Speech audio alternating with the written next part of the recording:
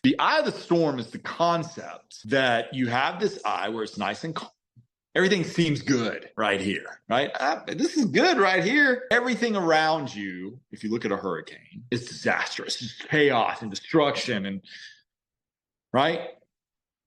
The reality of life, which we've discussed here earlier, is that the human mind, oftentimes, we will sit in the eye of the storm and go, everything's good right here with me.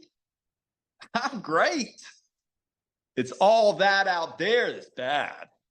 All that's bad. All those things, right? Which means we skirt our ownership and responsibility. When oftentimes we're the one, as men, causing the problem. So there's this piece of being in authentic masculinity where we step back and go, what role am I playing in this? Even if initially you think you aren't, right? It's the idea of two tango, right? It takes two to tango. It means that no one person is wholly responsible for the problems that exist in a relationship, right? No one person. But if we can get into a place where we can step back and go, what role did I play in this? Where did I go wrong? Where could I have done different? What could I have done different? How could I have responded better versus reacting the way I did? Right? And if you can do this, even when you think there's not, you can really be honest with yourself, then you can start dealing with patterns of your behavior, right? You can start changing yourself. You see this in people all the time, right? It's kind of the same cycle, the same relationship, getting the same relationship. I know a guy that's, I think he's on job number 7 or 6 in 2 years. And if you talk to him, he will go, that place was crap. The manager was terrible. Well, what's the common denominator of all those jobs? It was you.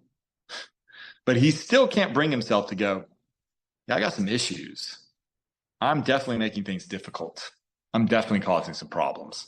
I'm getting fired because I told my manager that he didn't know what the hell he was talking about.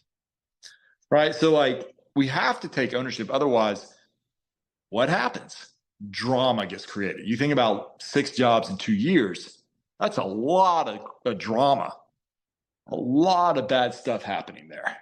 Right? A lot of stress, anxiety, loss of money, trying to find the next job versus going, what role am I playing in this?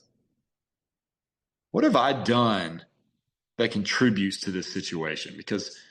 But that's human nature, right? We will sit there and go, man, that guy was an asshole. Or, oh, that last boss was just a jerk, or they wanted me to work too much, or whatever. We won't take ownership for it. So until we do, he'll go to the next job.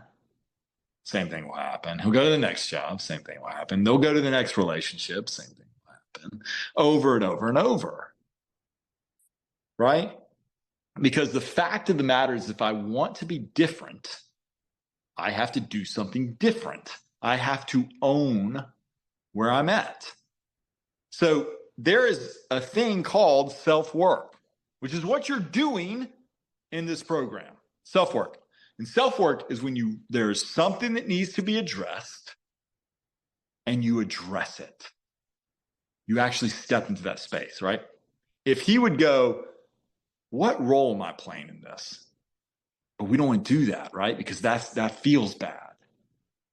Right? Think about the time you've owned something, fully accepted something. It didn't feel great initially. It did later, probably, but not initially. So going, man, the common denominator is me. I'm the one that really is causing those jobs to come to a close. You are disrupting the paradigm. You then have to take responsibility for your life. Most people don't want to do that. They want to point the finger because that's better, right? It's not on me, it's your fault. But the problem is that this individual has self-work. There is evident self-work staring him in the face. And the way that my mentor put it is, one of my many mentors, he put it as there's a phone ringing in the distance. but we choose to do this. Right? And there's some of us that goes, I hear that phone, I can't stop hearing that. And it will ring until we go and answer it. Right? So he has self-work he needs to do, but he doesn't do it. And for that reason, we can predict what's going to happen next. Same with the relationship. You see it with people, right? Relationship comes to an end for whatever reason. They blame the other person, or they're blaming them in the relationship, not taking any ownership. And they go to the next relationship, and the same thing happens. And then the next relationship, and the same thing happens.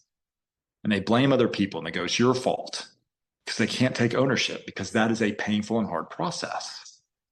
But the ones that can, they go, let me really look at myself and the decisions I've been making.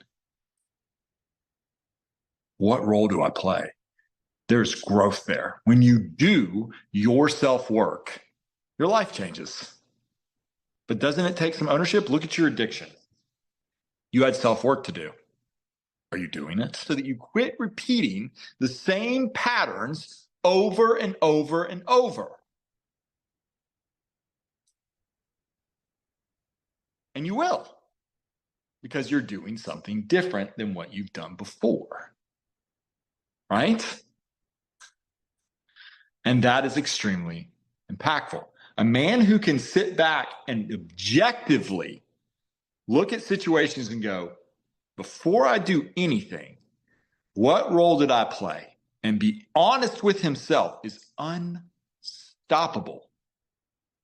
It's unstoppable because he won't repeat the same behaviors over and over and over again. But we've grown up doing this. You see it all the time in public and in our society and cultures, constantly pointing the finger at other things, right? It's their fault. No, they did this. I wouldn't have done that if they hadn't done that. It's all bullshit. It is. So extreme ownership is what I'm going to call that. Resist to urge to be in the eye of the storm and go, this is fine.